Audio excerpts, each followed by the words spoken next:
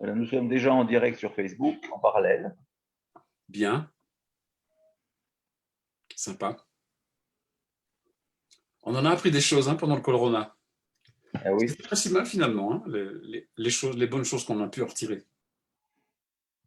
Moi, je continue à donner cours. Bon, maintenant, en Israël, on donne cours en classe, mais j'ai des invités de l'étranger sur Zoom.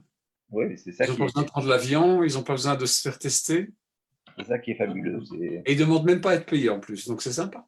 Ah oui.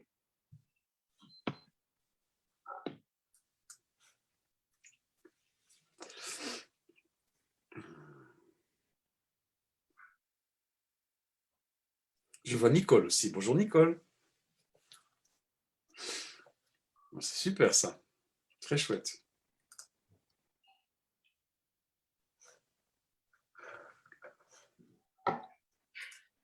Bon, très bien. Voilà, bonsoir à tous. Il est 20 heures à Jérusalem, 19 heures en France. Et c'est l'occasion de dire bonsoir à tous, parce que moi, je ne pourrais pas vous dire bonsoir individuellement, parce que je reconnais quelques têtes, mais pas autant que notre invité, Michel Kishka, le célèbre caricaturiste belge, mais surtout israélien depuis de très nombreuses années. Nous avons le plaisir de le recevoir ce soir. Alors, il a l'avantage en plus d'être de Jérusalem, ce qui est une bonne transition, j'allais dire, avec le Yom Yerushalayim que nous allons fêter dans quelques jours. Donc, on se parle en voisin, donc vous parle à travers vous en France, mais aussi un public franco-israélien, puisque je reconnais quelques personnes aussi qui nous écoutent d'Israël. Voilà, Michel a écrit plusieurs ouvrages, plusieurs livres de différentes, j'allais dire, de différentes compositions, des livres historiques sur sa famille, des livres évidemment énormément de bandes dessinées. Et ce soir, il vient nous parler de son livre qui s'appelle Falafel avec le piquant, c'est ça? Sauce piquante. Sauce piquante, voilà. Oui. C'est une note, une touche tout à fait israélienne. Et je crois que de la part d'un caricaturiste, je ne sais pas comment on dit d'ailleurs en français, belge, c'est un sacré défi. Et je crois que c'est le plus israélien en fin de compte des Belges que nous ayons, parce que je crois qu'il a peint, pour moi qui connais une grande partie de ces caricatures, la société israélienne à travers toutes ses compositions, à travers toutes ses tribus, à travers toutes ses particularités les plus petites. Et vous verrez, je crois, j'espère, à travers les différentes planches qu'il va nous présenter ce soir, une partie importante qui va nous brancher sur la vie israélienne. Je le remercie et je vous souhaite une bonne soirée. Comme d'habitude, je rappelle que ce programme vous est présenté par l'Organisation sioniste mondiale avec mon ami Naftali Lévy et Yasmine Mannheim Cohen de Paris. Le programme est de la même façon, à part le mien, les micros seront fermés, celui de Michel évidemment. Vous pourrez poser vos questions sur le chat qui seront présentées à Michel soit tout au long de la présentation, soit en fin de présentation pour ne pas l'interrompre, en fonction de vos questions. Voilà. Merci à vous tous et merci surtout à Michel d'avoir accepté notre invitation. D'accord. Merci beaucoup pour la présentation. Et j'ai vu que mon ami Didier Passamonique était rentré sur le Zoom, alors je lui dis un petit bonjour. Didier est le plus grand spécialiste que je connaisse en bande dessinée israélienne et non israélienne, donc je suis très content qu'il soit là avec moi ce soir. Alors voilà, bonsoir à tous. On m'a demandé de me présenter brièvement. Voilà, ça fait, je suis dans ma 48e année en Israël. J'ai fait mon alia je vous le dis en belge ou en français, allez, en 74 et en 74 de Belgique, début de l'année, parce que je voulais faire mes études à Beth-Salem, et je les ai faites. Et pendant mes études, j'ai rencontré une Française qui était Ola Hadasha. On s'est mariés, on a 3 enfants, on a 4 petits-enfants. On est à Jérusalem. Pas nos enfants ni nos petits-enfants. Nous, on est restés à Jérusalem. Donc, je suis le dernier laïc juif de Jérusalem. Voilà. Et en fait, je dessine depuis que je suis en Israël. Il va falloir que je partage une petite seconde. Où suis-je? Où suis-je? Où suis-je? Voilà, on va faire un partage d'écran. Voilà, comme ça je vais vous montrer les images. Depuis que je suis en Israël, en fait, je dessine la société israélienne. Et quelque part, je me raconte à travers la façon dont je vois la société. Et ce que vous voyez là, c'est un dessin que j'ai fait pendant mes études. C'était vraiment dans ma dernière année, en 78, et qui correspondait aux 30 ans de l'État d'Israël. Et j'ai dessiné Israël tel que je la voyais en tant qu'Olé Hadash, en tant que nouvel émigrant. Et en fait, c'était tellement différent de la Belgique. Il n'y a pas d'ordre, il y a du bruit, tout le monde transpire, il fait chaud, tout le monde est nerveux. Mais ça me plaisait beaucoup, parce que pour moi, c'était un dépaysement total. Donc, je dessinais un peu les revers de la société, et la façon dont la vie, comment on vit dans ce pays, tout en, tout en l'appréciant. C'est un changement qui me fait du bien, parce que quand même, en Belgique, on vit très, très différemment. Et évidemment, ces dessins-là, ce sont des dessins d'inspiration. BD franco-belge, Dubout, en fait, ce sont tous les maîtres que j'ai eus, maîtres malgré eux, ils ne savent pas qu'ils ont été mes maîtres. Et évidemment, aussi, dans cette même année, 78, j'ai dessiné la vieille ville de Jérusalem, parce que vu que mon académie était à Jérusalem et qu'on y habitait, on allait souvent en vieille ville. Et j'aimais beaucoup aussi, parce que pour moi, vraiment, rentrer dans la vieille ville, c'était la porte de l'Orient. Parce que quand on arrive en Israël en tant qu'Européen, à Tel Aviv, on est un peu à Knokke-le-Zout. Et quand on est à Jérusalem, ça y est, on sait qu'on est au Moyen-Orient. Il y a quelque chose de très, très différent. Et moi, j'aime beaucoup les deux villes. Mais bon, et ma femme et moi, nous avons fait nos études ici, elle à l'université hébraïque, et on est resté parce qu'on est aussi tombé amoureux de la ville. Voilà. Donc, j'ai toujours dessiné, en fait, le pays. Et plus tard, quand je suis devenu un dessinateur professionnel, j'ai aussi dessiné le kibbutz, notamment, et des villes de l'étranger. Et le kibbutz, c'était quelque chose qui m'était très proche, parce que j'étais quand même, j'ai passé mon adolescence à la Shomer HaTzaïr. J'avais ma grande sœur dans un kibbutz, donc c'est quelque chose que j'aimais, que je connaissais. J'ai un fils kibbutznik aujourd'hui. Donc le kibbutz, il a fait aussi partie de la manière dont j'ai dépeint la société. Quand j'ai commencé à faire de la bande dessinée, qui n'était pas très existante en Israël à l'époque, il y en avait vraiment très peu, et je parle de la fin des années 80, 88 plus précisément, j'ai créé un personnage pour un nouveau magazine qui voyageait dans le temps. Et ce petit garçon rouquin, je l'ai fait rencontrer Ben Gurion. Je lui ai fait rencontrer Ben Gurion dans son kibbutz à Sde-Boker, à Tel Aviv, quand il est revenu au pouvoir au milieu des années 50. Je lui ai fait faire la croisade avec les croisés et la conquête de Jérusalem. Donc je faisais vraiment ce que je voulais avec, et je le promenais dans le temps. Et en fait, je me promenais aussi dans les bandes dessinées dans lesquelles j'ai grandi, parce qu'en Belgique, en France, il y a beaucoup de bandes dessinées historiques, pas que l'oncle Paul, même Jean et Pierre Louis, hein, où sont nés les Schtroumpfs. Ça se passe dans le Moyen-Âge d'Europe occidentale, et tout ça, ce sont des choses qui m'ont beaucoup, beaucoup parlé et beaucoup porté dans ce que j'ai fait. Et puis, évidemment, bon, là, c'était une bande dessinée que j'ai fait pendant la guerre du Golfe, quand on avait tous le masque et qu'on vivait tous dans nos chambres étanches. Mais là, j'avance parce que je veux arriver à mon livre. Au milieu des années 90, je suis devenu dessinateur de presse, c'est-à-dire caricaturiste politique, chose que je n'avais pas fait avant. Et là, le dessin que vous voyez, il est de février 2017, quand Trump est venu en Israël. Trump, le grand ami de Bibi Netanyahou. C'est très très bien, parce que Trump, on ne le verra plus, et Bibi, bientôt, on ne le verra plus non plus. Moi, je suis très content. Hein, donc ça, mes opinions sont affichées, tout est clair. Et là, c'est une caricature récente que j'ai faite de Netanyahou avec Rouhani et, et Biden, avec le nouvel accord et le nouveau désaccord. Voilà, donc c'est pour vous montrer que je dessine vraiment la vie, je dessine ma vie, j'exprime mes opinions, je me raconte à travers mes dessins. En 2012, j'ai publié ce premier roman graphique. C'était la première fois que je faisais non pas des bandes dessinées de quelques pages, des petits épisodes pour enfants, des choses marrantes, des aventures, vraiment à la franco-belge, parce que c'est ça que je voulais montrer aux Israéliens. J'ai raconté une histoire qui me tenait beaucoup à cœur, et c'est mon histoire d'enfant de la seconde génération. C'est pas que la mienne, c'est notre histoire à mes frères et sœurs et moi, et c'est pas que l'histoire de ma famille, c'est quelque part un peu l'histoire de toute cette deuxième génération, dans laquelle tout le monde se reconnaît, et j'ai voulu vraiment me définir ce que c'est, qu'est-ce qu'avoir grandi dans une maison de parents qui avaient survécu à la Shoah, chacun à sa manière, puisque ma mère était réfugiée en Suisse et mon père a survécu au camp. Donc ça, c'était vraiment un premier grand saut que je n'avais jamais fait avant, qui était me raconter, mais m'ouvrir totalement, mettre mes tripes, mes quichquets sur le papier.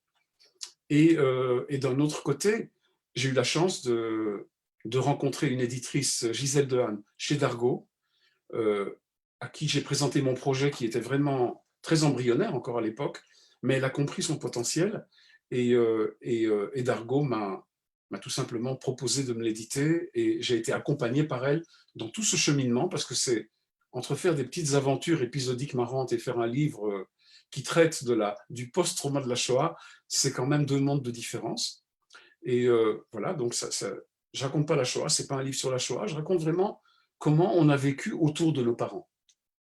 Et de quelle manière ça nous a affectés et qu'est-ce qui caractérise tous les gens de ma génération quelque part. Et puis, je suis arrivé à un moment dans le livre, un moment où le lecteur voit que en bas de la page de gauche, je suis en train d'étudier l'architecture à Liège, et en haut de la page de droite, je viens de finir mes études aux Beaux-Arts à Jérusalem. Il y a 4 ans et demi qui séparent ces deux images. Parce qu'à ce moment-là, j'ai eu un dilemme que j'ai immédiatement résolu, c'est est-ce que je raconte mon alia ou alors le lecteur m'accompagne dans la chronologie de mon histoire, et puis il a compris que je passe de Liège à Jérusalem, mais j'ai senti qu'il fallait que j'explique pourquoi, et j'ai senti que ce n'est pas dans ce livre-là que je pourrais le dire. Et je me suis dit, quand j'aurais fait ce livre-là, et que j'aurais retrouvé l'énergie nécessaire pour faire un autre livre, je raconterai en fait pourquoi j'ai fait mon alia. Je pense que c'est une question très intéressante. C'est une question très intéressante parce que aujourd'hui, on le comprend peut-être moins qu'avant. Israël a beaucoup, disons, elle a une beaucoup moins bonne presse qu'elle ne l'avait à l'époque quand je suis venu ici. Et j'avais beaucoup de choses à expliquer. Mon sionisme, mon amour pour ce pays, mon attachement pour ce pays et l'attachement que j'ai toujours gardé pour la Belgique. Donc j'ai décidé que je le ferais et je l'ai fait. J'ai fait quelques années après, dans un livre aussi publié chez Dargaud, avec Gisèle, la même éditrice, qui s'appelle Falafel sauce piquante. Alors Falafel sauce piquante, il s'organise autour de 3 axes, on pourrait dire. Le premier acte, c'est avant mon alia. Et avant mon alia, c'est l'enfance et l'adolescence, et l'adolescence se passe à la Shomer HaTzaïr.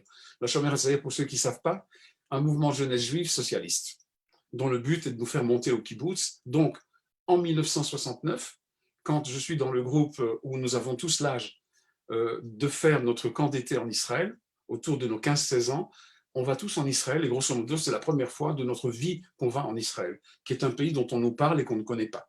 Ça, c'est au kibbutz où nous étions. J'ai 15 ans avec un Kovatembel et à côté d'un cactus, voilà, je suis en Israël. Et en fait, pendant cet été 69, je tombe amoureux d'Israël. Ensuite, en 74, je fais mon alia, voilà. C'est comme ça que j'étais le jour de mon alia. Hein, j'avais les cheveux un peu à la Beatles, comme ça. Et donc, j'ai décidé de raconter mon alia. Mon sionisme, je le raconte parce que c'était pour moi important pour les lecteurs non juifs et non israéliens qui comprennent comment cette chose-là est née dans ma tête.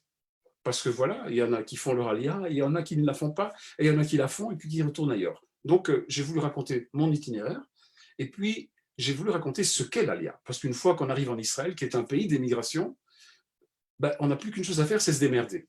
D'accord ?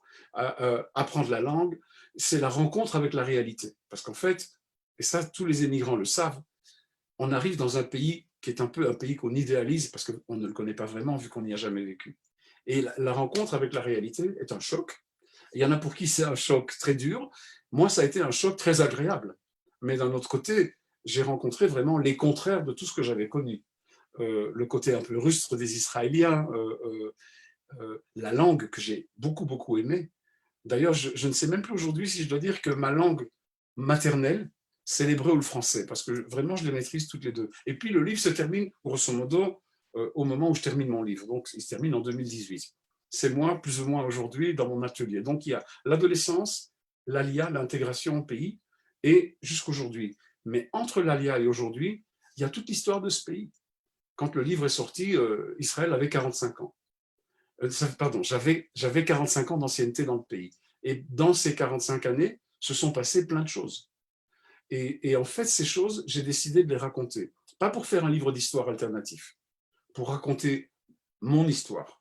Et à travers mon histoire, il y a des gens qui peuvent se reconnaître ou ne pas s'y reconnaître, mais en filigrane, et plus qu'en filigrane, il y a aussi l'histoire de ce pays qui a énormément changé. Donc, pourquoi le livre s'appelle Falafel sauce piquante ?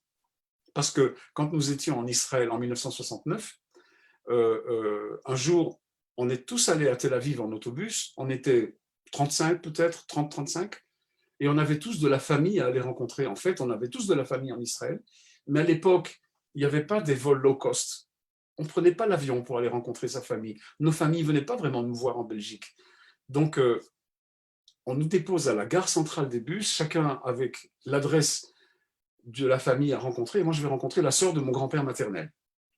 Et j'ai donc son adresse et j'ai du chocolat belge dans mon sac à dos qui était fondu en arrivant. Et en fait, pour pouvoir dessiner ça, je suis allé chercher sur Google des images de comment était cette gare des bus, comment étaient les autobus de l'époque. Voilà, j'ai fait mes petites recherches pour donner de la véracité au récit. Là, je me promène dans le centre de Tel Aviv en marchant pour aller vers elle, chez elle, et en route, je tombe sur un marchand de falafel, mais je ne sais pas ce que sont les falafels, et je vois des gens qui font la queue et qui se mettent des boulettes de viande dans un pain creux et qui ajoutent de la sauce bolognaise. Je trouve que c'est très très bien. Moi, j'adore les boulettes à la sauce tomate. Et je fais la queue avec tout le monde. Il me remplit ma pita de boulettes. Je me remplis ma pita de sauce tomate. Et c'est des falafels avec de la sauce piquante. Évidemment, j'ai tout craché. Et quand j'arrive chez ma tante, je lui raconte mes aventures, ma grand-tante.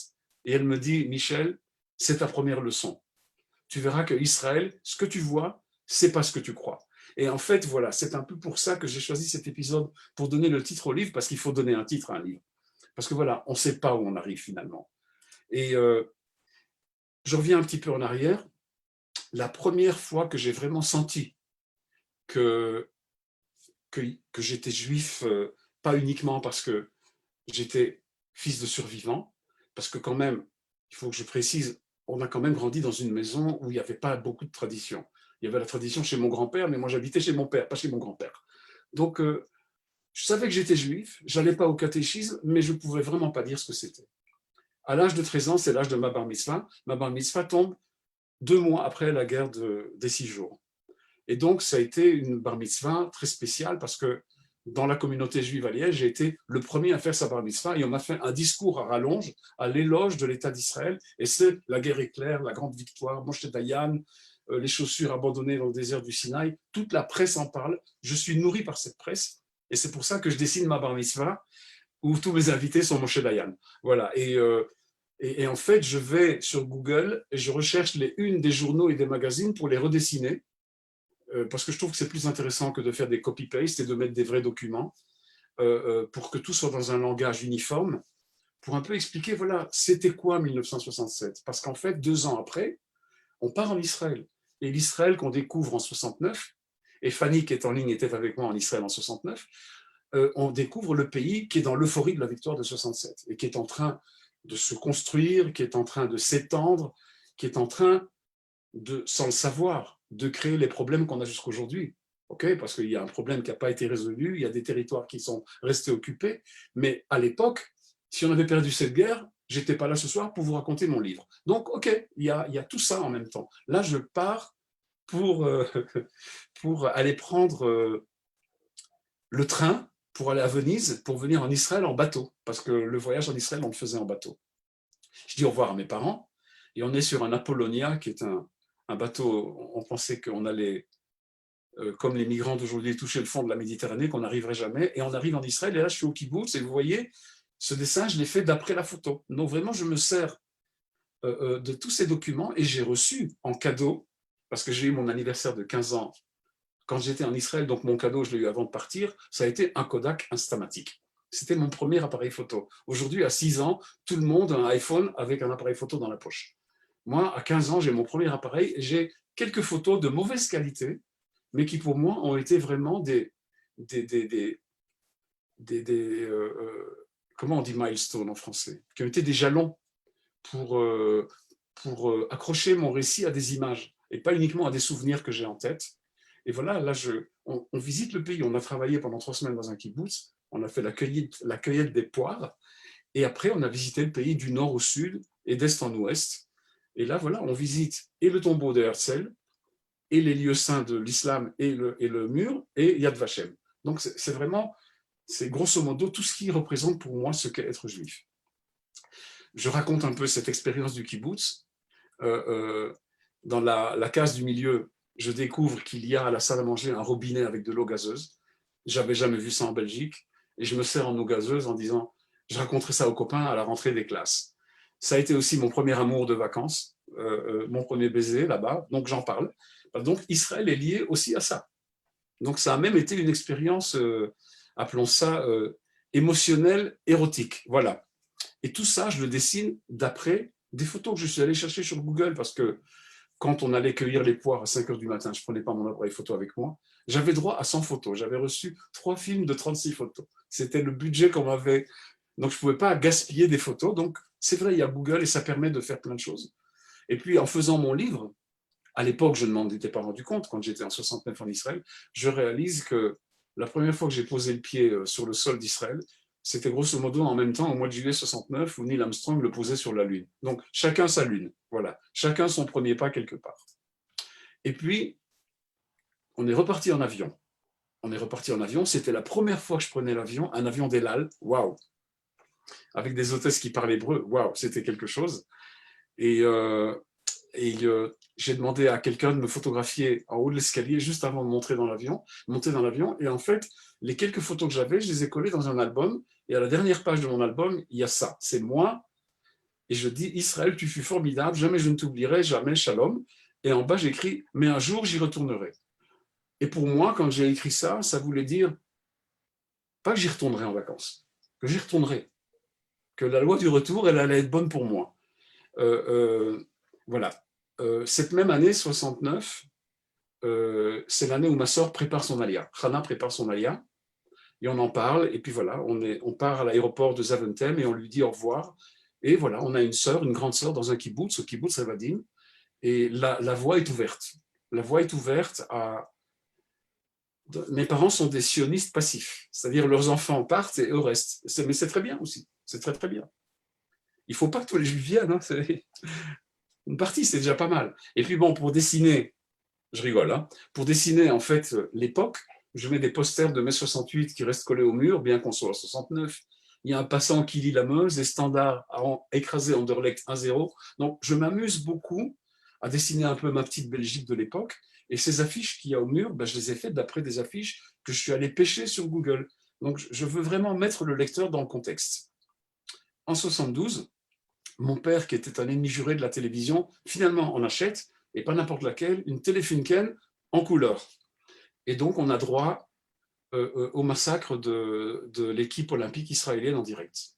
En fait, c'est la première fois que j'ai la télévision à la maison, et je vois ça, et c'est vrai que entre le fait que ma sœur soit en Israël, et aussi entre le fait qu'en 72, il y ait cet attentat, il y a quand même quelque chose qui est en train de travailler en moi.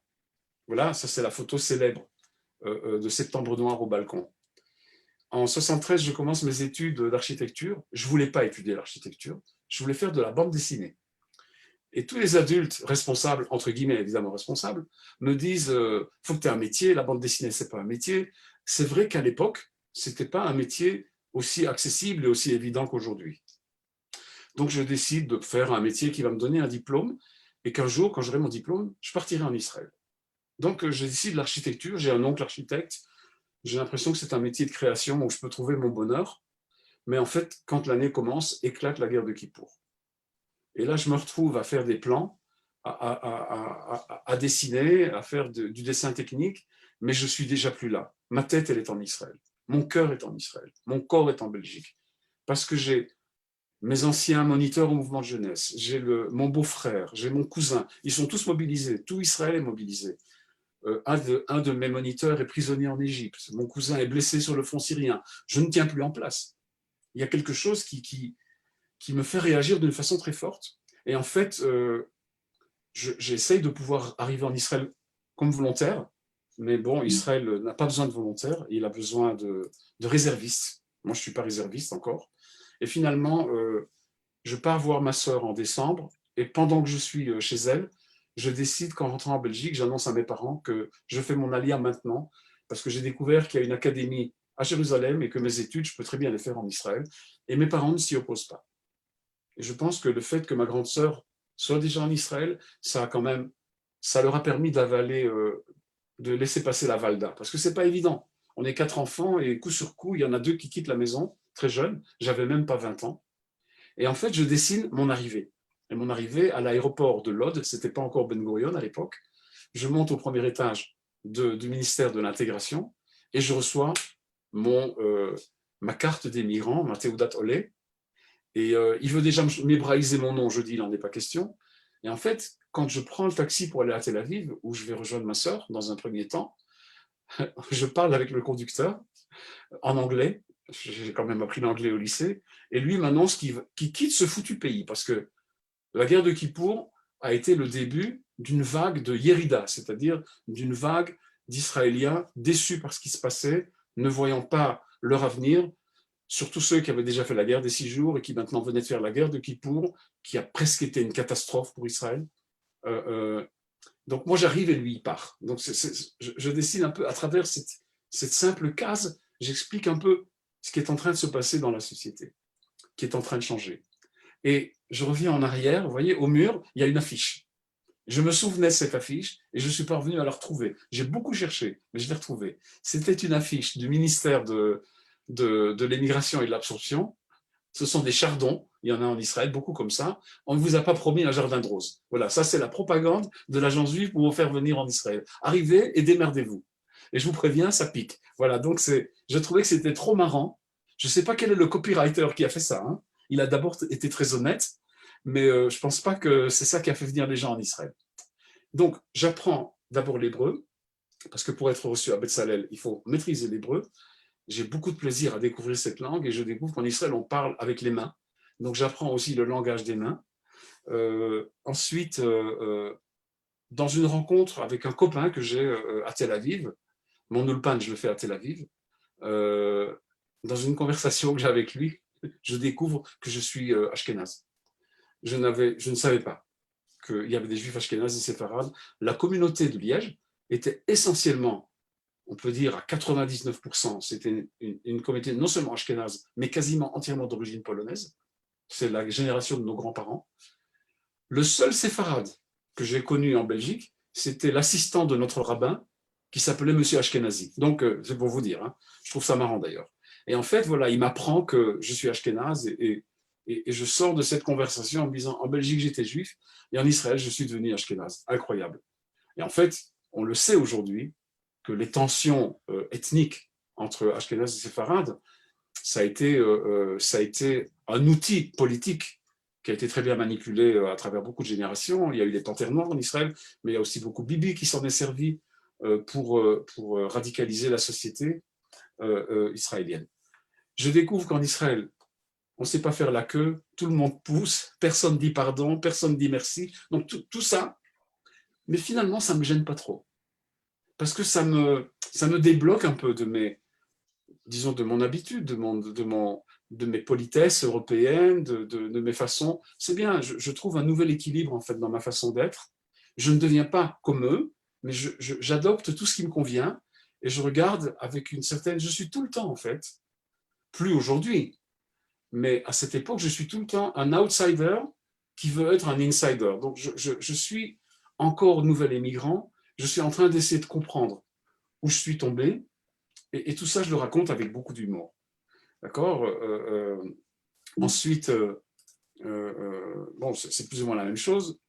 Là, il y a une page que j'aime beaucoup dans le livre où je raconte en fait que petit à petit, de Belge, je commence à devenir petit à petit israélien. Donc, je prends quelques œuvres célèbres de Magritte, et par exemple, la célèbre pomme verte dans la pièce, la pomme géante, ben c'est devenu un falafel, d'accord. Et ceci n'est pas une pipe, c'est un parapluie. Et je dis qu'en Israël, en Belgique, on sort tous les jours avec un parapluie, même en été. En Israël, il n'en faut jamais. Voilà, donc je m'amuse à faire comme ça, à comparer des images pour un peu raconter par l'image aussi, et pas uniquement par les mots. Finalement, j'arrive aux examens d'entrée à Betzalel, à Jérusalem. Je suis admis. Et là, je raconte un petit épisode qui m'arrive quand je suis étudiant en première année. Un beau jour, je vois que mon porte-mine en argent a disparu de mon plumier. Mon oncle architecte me l'avait offert comme cadeau pour mon aléa. Et mon copain de banc, Eli Abou, me dit « Qu'est-ce qu'il y a, Michel ?» Je dis bah, « Écoute, on m'a volé mon stylo en argent. » Alors il me dit « Il faut pas que tu laisses tes choses sur la table. Tu sais, il y a des voleurs en Israël. » Je dis « Il y a des voleurs en Israël ?» Donc je tombe des nues. Il me dit « Oui, et il y a aussi des putes. » Et il éclate de rire. Et moi, je suis là, désolé, je me dis « C'était pas écrit dans le prospectus de l'agence juive. » Voilà, parce que voilà, évidemment, on ne va pas vous dire quand vous allez à l'agence juive pour ouvrir votre dossier pour l'ALIA qu'il y a des voleurs et des putes. Hein. Voilà. D'abord, vous le savez aujourd'hui, on le sait. Mais moi, je voyais tellement Israël d'une manière idéale que je ne pouvais pas imaginer qu'un juif volerait un juif. Ce n'était pas possible pour moi. Voilà. Donc, et puis, pendant mes études, je rencontre Olivia, on se marie, on fait un bébé, et l'année d'après, Begin monte au pouvoir. Donc, on a vu en direct la rencontre Begin-Sadat à la télévision, chez une grand-tante à Olivia, à Tel Aviv. On n'avait pas la télé. C'est un changement dont je ne mesure pas on est encore trop nouveau dans ce pays. Pour moi, Likoud, travailliste, je ne connaissais pas très bien la différence. On l'a appris. Et puis le mouvement pour la paix maintenant est créé, et presque naturellement finalement, puisque j'ai été éduqué à la Shomer HaTzaïr, je rejoins ce mouvement, et Olivia aussi, qui elle est très très militante. Et en fait, ces scènes-là dans le marché de Jérusalem, à Machane Yehuda, je m'en souvenais très bien, je ne les avais pas photographiées, mais heureusement, ce marchand de pastèques existe encore, et le portrait de Begin est encore dans son truc à pastèques. Donc, j'ai pu y aller, prendre des photos et dessiner. Alors, nos enfants, on en a 3, et ils se scolarisent donc de la prématernelle à la maternelle, à la primaire, au lycée, à l'armée. Et finalement, nous, on suit nos enfants, et finalement, nos enfants sont un espèce de facteur d'intégration pour nous. Parce qu'en fait, ni ma femme ni moi n'avons fait nos études en Israël. On les a faites après, les études universitaires. Et on ne connaît pas les chansons des fêtes, on ne connaît pas les habitudes, il y a plein de choses qu'on ne connaît pas. Et par eux, finalement, on comble tout ce qui nous manque. Donc, c'est un facteur très important pour nous. Mais d'un autre côté, étant donné que notre fils aîné, David, n'a été dans une garderie qu'à l'âge de 2 ans et demi, pendant les 2 premières années et demie de sa vie, il a entendu que le français. On a élevé nos enfants en français, et on parle à nos petits-enfants qu'en français, et ils comprennent tout. Et un beau jour, il revient de la maternelle, ça faisait pas longtemps qu'il y était, et on le voit jouer dans sa chambre avec ses voitures, et ma femme me dit, dis-moi si tu entends ce que j'entends, et en fait, il est en train de jouer avec ses voitures, et il dit Benzona, Benzona, Benzona, ce qui veut dire fils de pute. On se regarde, on tombe des nues, et le soir, à table, au repas, Olivia me dit, il va falloir que tu ailles trouver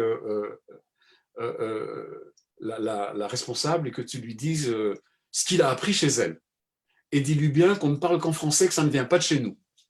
Donc le lendemain, je vais chercher David, et je dis je ne me souviens plus comment elle s'appelle, Hana ou autre chose, et elle me dit, et vous lui parlez qu'en français? Elle me dit, c'est formidable. Ça veut dire qu'il s'est merveilleusement adapté. Donc pour elle, qu'un petit garçon de 2 ans dise déjà fils de pute, ça veut dire qu'il s'est très bien intégré à la société, qu'il a tout compris. C'est pas qu'il parle grossièrement. Voilà, il y a quelque chose, voilà, qui j'ai trouvé que c'était marrant de le raconter. Et tout ça, ce sont vraiment des petites choses qui nous arrivent à nous et qui arrivent peut-être pas aux autres. Je raconte aussi mon service militaire. Je suis un héros. J'ai dessiné sur les murs d'une base pendant 3 mois. Voilà. Ça a été vraiment mon service militaire héroïque. Mais en 1982, je suis déjà réserviste. Éclate la guerre du Liban numéro 1. Et là, j'arrive, on pourrait dire, dans le passage du livre 82. Ma femme a fait son allié en 73, moi en 74. On est déjà israéliens. On vote, on paye nos impôts, nos enfants sont à l'école, on maîtrise l'hébreu, on fait partie de la société, on sommes des citoyens actifs et impliqués. Et cette guerre, on la vit très mal. Parce qu'elle est présentée comme une opération militaire limitée dans le temps, et on comprend que c'est autre chose, que Sharon est en train de mener Begin par le bout du nez. Donc ma femme s'engage dans les premières manifestations contre les guerres, et moi je suis mobilisé pour partir au Liban, dessiner. Okay, donc voilà, tout ça, ça fait partie de cette époque, parce qu'il y a peut-être des gens qui vont lire ce livre qui n'étaient pas encore nés en 82. Et c'est important eux qui connaissent peut-être l'Israël d'aujourd'hui, qui comprennent un peu ce que c'était l'Israël à l'époque. Et les manifestants qui ont manifesté contre la guerre, c'était la première fois qu'en temps de guerre, on manifestait, puisque les autres guerres avaient été des guerres de survie. La guerre du Liban, c'était une guerre différente. C'était une guerre évitable, ce n'était pas une guerre nécessaire. Et ma femme s'est fait injurier, s'est fait cracher dessus. Ça a été une période terriblement dure, que j'ai vraiment tenu à raconter. Il y a eu des manifestations en demandant que Sharon démissionne, que Begin démissionne. Ça, c'est moi au Liban. Je suis dans le sac de couchage sur la gauche en train de dessiner pendant que l'artillerie israélienne bombarde Beyrouth. C'était la première fois que j'étais sous le feu. Mais je ne tirais pas, je dessinais. Voilà, et c'est important d'un peu, le service militaire, il est obligatoire en Israël. D'accord? L'objection de conscience, ça n'existe pas. Et ceux qui refusent, ils le payent très cher encore jusqu'aujourd'hui. Et là, je prends tout ça, je le dessine parce que je vais chercher sur Google des images des manifestations qu'il y avait. Lors d'une des manifestations à Jérusalem, un contre-manifestant jette une grenade sur le groupe de tête des manifestants et l'un d'eux est tué. Emil Grinsfag, celui qui est juste au milieu de l'image derrière la grenade, et Olivia est à cette manifestation. Et je ne sais pas où elle est, il n'y a pas de téléphone portable. Je vois à la télévision qu'il y a un mort et des blessés, et je ne sais pas du tout où elle est. C'était une grosse angoisse. Voilà, ça c'est la photo de la manif. Donc tout ça, je le raconte pour un petit peu poser quelque part, poser les choses de façon nette sur notre trajectoire à nous, de notre famille à nous. Et voilà, il y a en Israël, il y a des gens qui étaient pour, il y a des gens qui étaient contre. Nous, on n'était pas parmi ceux qui étaient contre, et ça se paye cher quand même. D'un autre côté, c'est une démocratie. Et puis, je parle des 12 années où nos 3 fils se sont succédés les uns après les autres à l'armée, qui ont été des années pas faciles. Et j'ai voulu le raconter, et j'ai beaucoup voulu le raconter aux non-israéliens, dans la mesure où, vu qu'Israël a une tellement mauvaise presse et que Tsahal a une mauvaise presse, j'ai voulu expliquer que je suis sioniste, je suis de gauche, et je suis fier que mes fils soient à l'armée. Je suis fier qu'ils servent leur pays. Et je suis opposé à la politique qu'ils sont obligés de servir. Et mes enfants aussi, mais eux n'ont pas le choix. Moi, j'ai le choix, je peux manifester. Donc, on a des enfants à l'armée et on fait tout pour les soutenir moralement et psychologiquement et leur donner tout ce dont ils ont besoin. Et d'un autre côté, on manifeste dans les rues de Jérusalem et de Tel Aviv pendant qu'ils sont sur les champs de bataille ou dans les territoires occupés. Donc, tout ça, c'était une chose que je pensais qu'il était très important de raconter. Un épisode très joli, c'est quand notre fils aîné est devenu officier. C'était la première fois dans l'histoire des Kishka qu'un Kishka devenait officier à Tzahal, d'accord? Donc c'était quand même quelque chose. Et mon père et mon beau-père sont venus pour assister à la cérémonie. Mon père, un survivant des camps, mon beau-père, Joseph Alfandari, qui a quitté la France pendant la guerre pour rejoindre l'Afrique du Nord et pour se porter volontaire dans les bataillons grecs de l'armée britannique, et il a participé au débarquement d'Italie. Donc, j'ai mon fils qui est officier dans Tzahal, un tsabar qui est né en Israël, qui a un père survivant de la Shoah, un grand-père, et un grand-père qui est un ancien combattant. Et il y a une espèce de boucle incroyable qui nous rejoint tous, et entre les épaules de mon père et de mon beau-père, il y a ma femme et moi, fiers et émus. Voilà, c'est ça. Voilà. Il faut que les gens qui ne connaissent pas la réalité la connaissent. Là, je saute, j'arrive à la manifestation où Rabin a été assassiné. D'accord? Donc, c'était le 4 novembre 1995. C'est une manifestation à laquelle on avait prévu d'aller. On avait prévu d'aller, ça c'est les photos dans la presse. Peace now, la paix maintenant. Et le slogan, c'était non à la violence, oui à la paix. Je ne sais pas combien il y avait de manifestants, il y en avait énormément. Le pays était beaucoup moins clivé qu'aujourd'hui à l'époque. Il l'était, mais beaucoup moins. Et en fait, nous ne sommes pas allés à la manifestation. Nous ne sommes pas allés à la manifestation alors qu'on peut dire qu'on était de quasiment toutes les manifs. Là, ce que vous voyez à droite, c'est la chanson que Rabin a chantée sur scène qui s'appelle Shir la Shalom, chanson pour la paix, qui a été tachée de son sang, d'accord, et qui est devenue une icône en fait de cette manifestation. Et pourquoi est-ce qu'on n'y est pas allé? Parce que ma femme a rêvé la nuit avant la manifestation qu'un tueur à une fenêtre, comme à Dallas, comme Lee Oswald qui a assassiné Kennedy, que quelqu'un allait assassiner Rabin. Elle a eu ce rêve-là et elle s'est retrouvée dans l'incapacité d'aller à Tel Aviv pour assister à la manifestation. Et c'est quelque chose de terrible parce qu'elle nous l'a dit, et on l'a dit à nos fils, on ne va pas y aller ce soir, on va rester à la maison parce que maman a fait un rêve terrible, c'est plutôt un cauchemar qu'un rêve. Et donc je suis allé chercher pour dessiner cet épisode les images de l'assassinat de Kennedy qu'on retrouve sur Google, d'accord, d'accord, elles sont libres d'accès. Et donc je dessine la manifestation à Tel Aviv et l'assassinat à Dallas. Et le titre du journal, qui était le Dallas Morning News, c'est Rabin assassiné. D'accord? Je fais vraiment un espèce de parallèle entre le cauchemar d'Olivia et le cauchemar dans lequel on se réveille. Et le cauchemar dans lequel on se réveille, je l'ai écrit en une phrase, qui a été pour moi la phrase la plus dure à écrire dans le livre.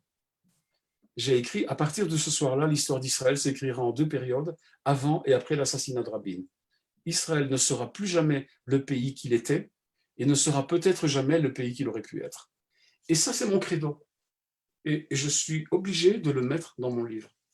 Je veux que le lecteur comprenne quel genre d'Israélien je suis, qu'il y a des Israéliens comme ça, il y a des orthodoxes antisionistes, il y a des colons sauvages, il y a toutes sortes. Il y a des laïcs de droite, il y a des laïcs de gauche. Ben moi, voilà, je suis comme ça et c'est ce que je pense et je le dis et je le signe.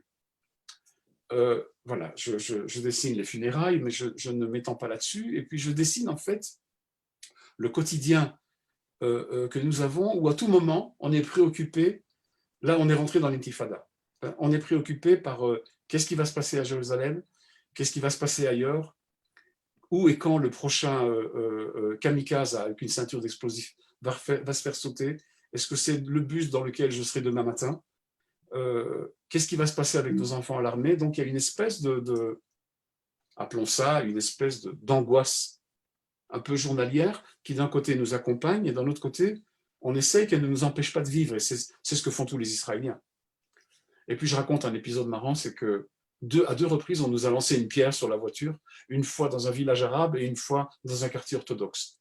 Donc, je dis, ma voiture, elle est parfaite. On est ex aequo. J'ai reçu une pierre d'un juif et une pierre d'un arabe. Je suis parfait. Et en fait, je vais chez mon carrossier le dimanche matin après avoir... heureusement, on n'a pas les vitres qui ont sauté. Et mon garagiste se moque de moi. Et je lui demande pourquoi tu ris. Il me dit, à vous les gauchistes, non seulement vous avez des voitures pourries, mais en plus on vous balance des pierres de tous les côtés. Voilà, donc je trouve ça marrant de le raconter comme ça. Et puis, un peu moins marrant, je raconte les attentats dans ma ville, sous nos fenêtres. À Jérusalem, là, c'est Kikar Tzion. Et la rue principale, c'est la rue Yafo. C'est vraiment la rue qui va de l'entrée de la ville à la porte de Jaffa. Et on entend les bombes résonner dans la ville. Et des fois, c'est quasiment sous nos fenêtres, avec les fenêtres qui tremblent. Donc, ça a été une période très dure, la période de l'intifada. D'accord? Elle a été très dure pour nous et très dure pour les Palestiniens. D'accord? Et voilà, un jour, après un attentat terrible, je suis allé au bar où on avait l'habitude d'aller, mais le lendemain des attentats, c'était désert. Il y avait 3-4 personnes, alors que d'habitude, c'était plein. Et le tenancier du bar m'a donné quelques bons alcools à boire, il m'a donné du papier et j'ai dessiné des caricatures que je ne me permets jamais de faire. Quand je suis à l'antenne, je dessinais en direct à la télévision le matin, mais je dessinais en sachant quelles étaient les limites de ma responsabilité, alors que là, je me suis complètement lâché. En plus, j'étais saoul et j'ai vraiment fait des trucs vraiment plus extrêmes que ce que j'ai l'habitude de faire. Et une semaine après, quand je retourne au café, je réalise qu'il les a tout encadrés et qu'ils sont accrochés dans les chiottes. Que tous ceux qui vont aux toilettes dans son café peuvent voir mes caricatures. Voilà, c'est aussi quelque chose qui raconte mon métier, quelque part. Je raconte une anecdote très marrante qui a vraiment eu lieu. La première année où il y a eu le Gay Pride à Jérusalem, c'était en juillet 2002, et c'était pas joué d'avance. Gay Pride à Jérusalem, il y a déjà eu un assassinat. Ça ne s'est pas toujours passé très calmement. La première année, ça s'est passé calmement. Mais la ville était complètement fermée, elle était bouclée de partout. Et quand la manifestation s'est terminée, puisque c'était un vendredi et que ça allait être Shabbat, je suis allé me promener en vieille ville avec Olivia. Porte de Jaffa, le marchand de Beigele, qui regardait la télévision le matin et me voyait dessiner, m'appelle de loin. Et il me dit, viens, t'es de la télévision, viens, j'ai un scoop pour toi. Je dis, ah bon, quel scoop? Alors il m'emballe un Beigele qui m'offre en cadeau, il me dit, j'ai la preuve que la paix est proche. Je dis, ah bon, raconte. Il dit, ben voilà, ce matin, tes orthodoxes, donc les orthodoxes de Meacharim, sont venus se mettre d'accord avec mes orthodoxes, les imams de la vieille ville, pour manifester contre les homos. Je dis, et alors? Je dis, c'est bien la preuve qu'on peut s'entendre. Et il me l'a dit, cette phrase-là. D'accord? C'est pas moi qui l'invente. Ma femme était avec moi et, et je trouve que c'est la réalité israélienne. Parce qu'il y a une chose que les gens qui ne vivent pas ici ne savent pas. Il y a un beau terme en français, c'est le vivre ensemble. En Israël, malgré tout ce qui se passe, il y a aussi un vivre ensemble. Il y a quand même 5 villes qui sont des villes mixtes. Il y a Haïfa, Yafo, Jérusalem, Saint-Jean d'Acre, et j'oublie peut-être la 5e. Voilà, je vis dans le quotidien à Jérusalem, je croise autant d'Arabes que de Juifs, ça dépend un peu où je suis. Ça ne m'a jamais posé problème. Je ne me suis jamais senti en insécurité dans ma ville. Donc, il y a quelque chose que j'ai voulu un peu transmettre à travers ça. Évidemment, on arrive dans la... Ça, c'est la période de l'intifada, c'est quand même de 2000 à 2005, ce sont 5 années terribles. Et je prends donc des photos. En haut à gauche, c'est le bus dans lequel un couple de nos meilleurs amis ont perdu leur fils qui était soldat. Et en fait, je me dessine dans mon quotidien de dessinateur, seul devant ma feuille blanche, avec mes pinceaux et mes crayons, et j'essaye de me disconnecter, de me déconnecter de ce qui se passe dehors. Et ce qui se passe dehors, c'est que ça explose de partout, et qu'on n'en voit pas la fin. Donc je raconte un peu, voilà, cette espèce de devoir que j'ai de continuer à travailler. Je fais des livres d'enfants, je fais des bandes dessinées marrantes pour les gosses. Donc voilà, la réalité, il ne faut pas qu'elle m'empêche de continuer à faire mon métier. Et puis je me dessine avec ma femme à travers les années en passant beaucoup de nuits où on dort très mal. Et pour m'endormir, je compte les moutons qui sautent le mur de séparation. Voilà, j'ai fait beaucoup d'images aussi qui sont des images presque poétiques. Voilà, je suis membre de Cartooning for Peace, j'ai un collègue à Ramallah, j'ai un collègue à Jérusalem-Est, et je raconte un peu mon relationnel avec mes collègues. C'est très intéressant aussi parce que le conflit et l'intifada ne parviennent pas à faire de nous des ennemis. Parce que je pense que les dessinateurs, d'une manière générale, d'abord, ce sont des gens dont l'arme est un crayon, donc on ne tue personne, on a envie de tuer personne. Et on a tous plus ou moins un même but, c'est d'être un contre-pouvoir actif et de trouver des solutions à notre conflit. Donc, je le rencontre, je vais à Jérusalem-Est, là où il est né, il me fait rencontrer sa famille. Donc, c'est une relation très belle. Et puis, à un moment donné, j'arrive à la fin. Je raconte un peu tous les types de juifs qu'on peut rencontrer dans cette ville. Ce n'est pas que dans cette ville, mais disons à Jérusalem, il y a quand même un gros pourcentage. Toutes les kippas qui existent, elles existent à Jérusalem. Donc, je dis, voilà, il y a la kippa standard, qui sont des juifs nationalistes de droite. Pas tous sont de droite, d'ailleurs. J'ai un ami qui est kippa, nationaliste, mais de gauche, et il m'a dit, tu aurais dû dire qu'il y a aussi des gens de gauche. Je dis, oui, vous êtes tellement minoritaire que je ne l'ai pas dit. Et puis, il y a ces colons sauvages qui ont des kippas plus grandes. Et puis, il y a tout ce monde de la pègre, que dès qu'ils sont menés en justice, ils mettent une kippa sur la tête comme si ça leur donnait une auréole de sainteté, alors que ce sont tout simplement des crapules. Il y a ceux de Breslev qui dansent dans les rues, qui font du trance et qui essaient de convertir, entre guillemets, d'accord, tout le monde. Il y a les bohèmes, et puis il y a les orthodoxes ashkénazes, et il y a les orthodoxes séfarades. Il y a un petit texte, pas méchant, hein, qui accompagne chacun, et puis je me dessine. En fait, c'est moi que j'ai dessiné tout le temps. Hein. Je me suis dessiné quelle gueule j'aurais si j'étais comme eux. Et à la fin, je me dessine tel que je suis aujourd'hui, plus ou moins avec la même chemise d'ailleurs, et je dis, voilà, moi je suis un juif sans kippa. Beaucoup la gardent dans la poche arrière de leurs jeans ou dans la boîte à gants de leur voiture, à tout hasard. Et il y a les anti-religieux. Quant à moi, je n'emporte que dans une synagogue. Je suis juif laïque, juif à 100%, non-croyant et tolérant. Aucun signe extérieur, tout est dans le cœur. Voilà. Donc, j'essaye aussi de dire à travers mes mots que, et ça on le dit souvent en France quand on parle du modèle de la République laïque, qu'il n'y a que la laïcité qui permet la liberté de culte.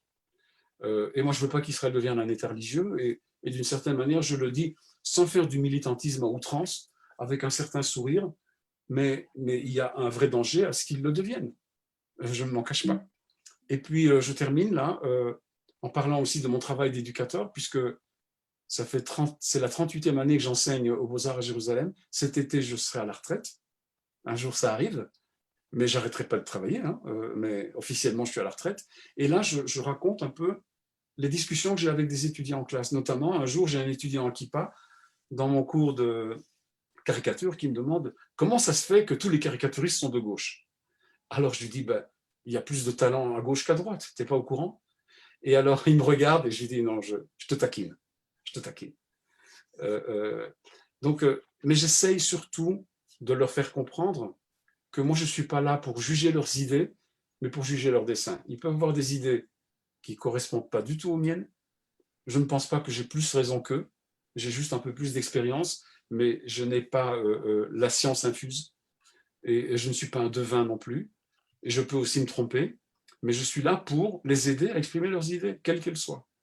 Donc je veux qu'ils sachent que dans ma classe, c'est la liberté d'expression et c'est la démocratie. Et chacun peut s'exprimer. Et quelqu'un qui exprime une idée que je n'aime pas dans un dessin très bon aura une bonne note. Et quelqu'un qui est de mon camp et qui fait un mauvais dessin aura une mauvaise note. Et je veux que mes étudiants le sachent. Voilà, et ça pour moi c'est très très important. Et puis je raconte que j'ai des étudiants qui ont été victimes d'attentats. J'ai une collègue qui a été poignardée en Vélizy, j'ai un étudiant qui a été blessé, qui a perdu sa petite amie dans un café à Jérusalem, où un kamikaze s'est fait sauter. Et tout ça, et ces étudiants, finalement, ils finissent pour essayer de surmonter leur traumatisme, ils finissent par faire un travail là-dessus. Et moi, je les accompagne dans leur travail. C'est une situation un peu particulière. Et je termine. Là, c'est vraiment les trois dernières pages du livre.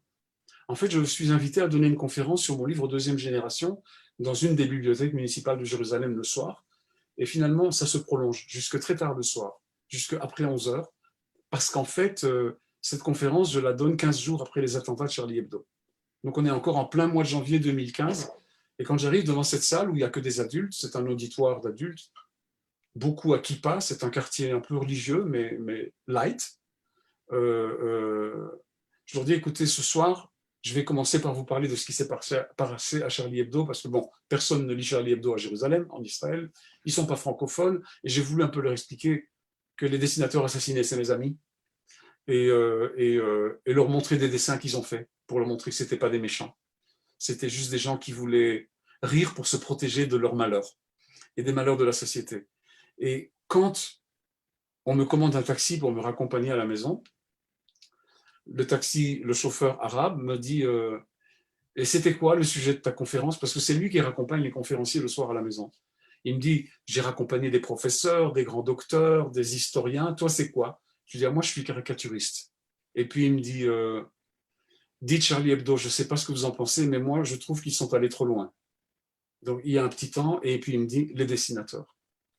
Et franchement, ce jour-là, 15 jours après les attentats, j'ai vraiment pas envie de parler de ça avec un conducteur de taxi à minuit à Jérusalem. Arabe ou non, ça n'a aucune importance. Et puis il ajoute, parce que je ne lui réponds pas tout à fait à la question, et là on approche de chez moi, on est près de la Cinémathèque, en face de la vieille ville, il me dit, c'est vrai quoi, ça vous ferait plaisir si je dessinais votre Moïse pissant sur les tables de la loi? Il me l'a dit, dans un hébreu parfait. Et là-dessus, je lui ai répondu, ça ne me ferait sûrement pas plaisir, mais je ne vous tuerai pas à la Kalachnikov à bout portant pour ça. Il a freiné sec, et il m'a dit, voilà, ça c'est ce qu'on dit en arabe, vous avez raison, je ne voyais pas ça sous cet angle. Et quand il me dépose chez moi, il dit merci Ahmed, c'est ici que j'habite. Et il me dit merci pour cette conversation et à bientôt, Inch'Allah, Inch'Allah. Et puis il me dit et désolé pour vos amis. Donc, dans une petite conversation comme ça, où au lieu de l'agresser parce qu'il me disait que les dessinateurs avaient exagéré, je lui ai dit ma façon de penser, mais d'une façon où il a bien voulu l'écouter. Et finalement, il me dit qu'il est désolé pour mes amis et qu'il s'excuse. Il y a quelque chose, voilà, c'est moi. C'est moi qui me raconte. C'est ce que je fais dans mon travail, c'est ce que je fais dans ma bande dessinée et c'est ce que je fais dans mes dessins politiques.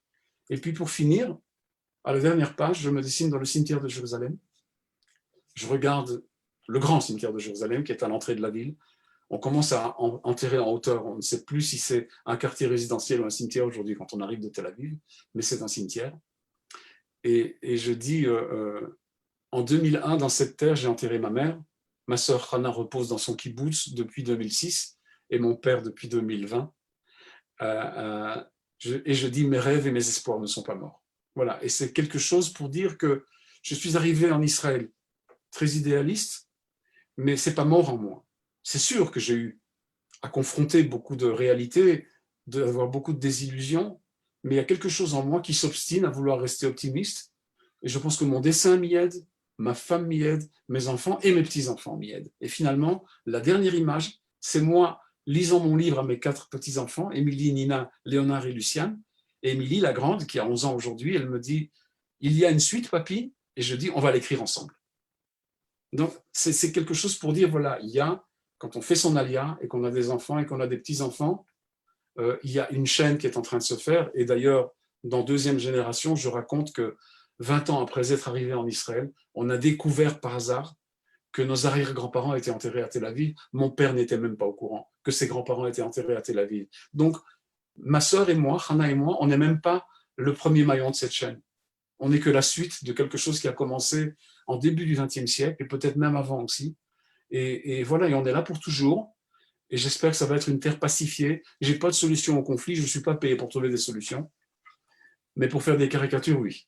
Voilà. Donc, c'est un peu ça que je voulais vous raconter ce soir. Je ne sais pas de combien j'ai débordé des 45 minutes. Non, tu n'as pas débordé, Michel, parce que comme l'a dit quelqu'un, tu es un orateur hors pair, en dehors d'être un Voilà. ambassadeur. Je crois que c'est aussi ça De qu'on a boire dû un coup, faire. là. Moi, je n'habite Jérusalem que depuis 42 ans. Évidemment, je n'ai pas forcément, je ne partage pas tout ce que tu as dit au niveau d'une vision, mais en tout cas, c'est très courageux et très honnête de nous avoir donné ta vision de la vie, ta vision de ton vécu, parce que tu as décidé de vivre et de rester vivre à Jérusalem, même si tes enfants ont quitté, tes petits-enfants habitent ailleurs, parce que c'est aussi, je crois, une de tes forces pour vivre à l'intérieur de ce conflit qui vit à l'intérieur de toi. Je crois que tu es un homme engagé et tu l'as montré. Je crois que c'est très important pour nos auditeurs de voir que la pluralité des opinions et la richesse, je crois, d'abord ce que des Olympiques peuvent apporter à Israël au niveau de la réflexion, au niveau de la vie, au niveau de l'engagement. Je crois que ça, c'est important, et quel que soit l'engagement des uns et des autres. Et ce qu'on peut souhaiter à toute personne qui décide demain de faire son alliance, c'est d'être active dans la société israélienne. Oui. Pour quelqu'un qui est venu de la Chomère, qui est passé par le kibbutz, et pour une formation militante, je crois que c'est tout à ton honneur. On n'a pas eu de questions politiques et c'est tant mieux parce que je crois que chacun, ce qu'on a surtout retenu, c'est effectivement cette belle histoire. C'est vrai que c'est 45 ans qui regroupe quasiment tous les grands moments de cette deuxième partie de la vie d'Israël qui fête ses 73 ans. Beaucoup de points d'interrogation. Je crois que moi, j'étais chaliard de la Joie juive et j'avais au-dessus de mon bureau, effectivement, si vous ne voulez, vous n'avez jamais promis un jardin de roses. Je crois que, bon, je pense qu'il y a des gens qui sont partis en Israël grâce à ça aussi.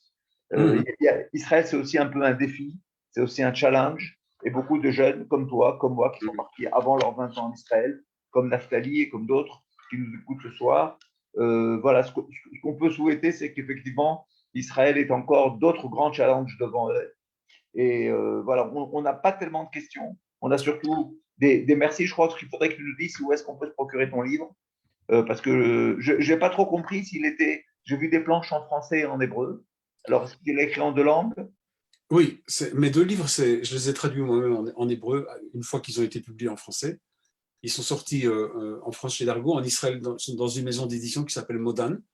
D'accord. Alors, je pense que mon falafel sauce piquante, il est plus en librairie parce qu'il est sorti il y a, en 2018, ça fait longtemps déjà. Hein. Mais il existe.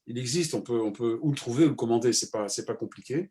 Et en Israël, il est quand même encore dans les librairies parce que ce sont aussi un peu quelque part deux livres intemporels qu'on peut lire à tout moment. Et j'en profite pour dire que je travaille sur un troisième livre qui va faire une trilogie en fait. Et ce troisième livre, il va parler de mes engagements. Pourquoi je suis devenu l'homme que je suis en tant que créateur. Qu'est-ce qui a fait? Qu'est-ce qui m'a poussé à faire ce que je fais? Quelles valeurs je défends? C'est aussi une espèce d'introspection, mais étant donné que j'ai raconté mon enfance, mon adolescence, mon aléa et ma vie ici, quand j'aurai fini le troisième livre, je n'aurai plus rien à raconter sur moi, tout le monde saura tout. Voilà. Et je passerai à autre chose, à d'autres histoires. Bon, j'espère que tu auras l'occasion de jeter un petit coup d'œil sur le chat, où tu Oui, as je vais l'ouvrir. quelques petites choses personnelles, quelques personnes qui te connaissent et qui te donnent des petits coucous. Je crois que c'est très sympathique, c'est très important. Voilà, moi, il ne nous reste plus qu'à vous remercier, à vous souhaiter Shabbat Shalom de Jérusalem et à vous donner rendez-vous dimanche à midi, heure de Paris, non, à 11h, heure de Paris, 11 à heures. 11h, heure de Paris, pour une visite guidée à Jérusalem, présentée par notre guide Dan Lévy, voilà, pour compléter cette mosaïque, j'allais dire, de Jérusalem. Cette semaine de Jérusalem, je crois on a vraiment vécu avec toi de l'intérieur Jérusalem dans ces moments les plus difficiles, avec quelques notes d'optimisme telles que tu as voulu nous les transmettre, et je crois que c'est très bien. J'espère simplement qu'elles se réaliseront. Avi, je vais ajouter une chose, puisque tu parles de ça, c'est que justement aujourd'hui, étant donné qu'on a bientôt Yom Yerushalayim, aujourd'hui, dans les médias, ils parlaient des statistiques de combien de gens sont venus à Jérusalem et combien sont partis. Alors, c'est négatif. 15 000 sont venus, 20 000 sont partis. Et dans les 20 000 qui partent, c'est beaucoup de gens comme moi. C'est beaucoup de gens qui disent que Jérusalem, c'est devenu une ville trop religieuse, qui ne se sentent plus chez eux dans la ville, et ils partent. Je ne partage pas ton analyse, Michel, parce que j'ai vu les chiffres ce matin. Et les gens qui quittent Non. Jérusalem vont beaucoup à Beitar Elite, vont beaucoup à Beth Shemesh. Il y a aussi des gens qui partent en Tel Aviv, comme tes enfants et comme les biens. Oui. On sait, on l'a vécu, on habite des quartiers semblables, on a des enfants qui ont des profils semblables. C'est la richesse. C'est vrai que Jérusalem est une métropole très, très particulière. Il faut essayer d'en préserver la pluralité. C'est vrai qu'il y a des gens qui ont du mal à y vivre parce que c'est une ville qui demande énormément de force et d'énergie. Et le pluralisme et la cohabitation est quelque chose qui demande un engagement, comme toi tu le fais. Et comme peut-être d'autres le font, et que d'autres ne sont pas prêts à le faire. Ce que les gens disent, moi je ne te fais que dire ce que les gens qui partent disent. Moi je ne pense pas comme ça. Je ne pense pas comme ça, mais aujourd'hui, si je suis tombé amoureux de ma femme et de Jérusalem en même temps, et on est resté dans cette ville, aujourd'hui, les raisons pour lesquelles je reste, elles sont aussi un peu politiques, dans la mesure où je ne veux pas... Il faut que les gens comme toi restent. Il faut que les gens comme toi et d'autres restent. Je ne veux pas que ça devienne une ville religieuse. Si Jérusalem devient une ville religieuse, elle meurt. Mais elle deviendra une ville religieuse seulement. Il n'y aura plus d'art, il n'y aura plus de pluralité, ce ne sera plus la même ville. Donc il ne faut pas que tout le monde parte quand même. Hein, non, bien sûr. Et moi, j'essaie de vivre dans une espèce d'harmonie, quoi, avec tout ce qui se passe. Notre fils aîné, il fait des visites culinaires, des marchés de la vieille ville, avec des touristes israéliens et des touristes qui viennent d'en dehors. Il connaît tous les marchands, il se parle en hébreu arabe. Il y a ce savoir-vivre, ou ce vivre ensemble, pardon, on n'en parle pas assez. On n'en parle pas assez. Il existe, il est vraiment là. Et il y a le conflit, ok, il y a le conflit, il y a des extrémistes des deux côtés, de toute façon. Toda Rabba, on reste sur cette note d'optimisme. J'espère que Jérusalem continuera à éclairer le monde. En tout cas, c'est ce que moi je pense. Merci et merci beaucoup Yasmine pour ton invitation. Toda Rabba, Shabbat Shalom. Pour, Michel. Tous ceux que je connais et que je ne connais pas et que j'ai vus et que je n'ai pas vus. Voilà, je vois ma tante, je vois Didier, je vois ma petite sœur, je vois Monique de Suisse. Ouh là là, je vois plein de gens. Fanny, Alain Sobol, bonjour Alain Sobol. Sur notre bibliothèque Organisation sioniste mondiale, la conférence est enregistrée, elle restera en permanence, y compris le chat et tout le reste. Tu m'enverras un lien. Voilà. J'ai quelques amis qui m'ont dit que ce soir, ils ne pourraient pas et ils m'ont demandé un lien. Yasmine, on verra. Merci beaucoup. Bonne soirée. Bye, Shabbat Shalom. Vous m'invitez quand j'ai mon 3e livre alors. Hein? Allez, Shabbat Shalom à tous. Bye. Bye bye.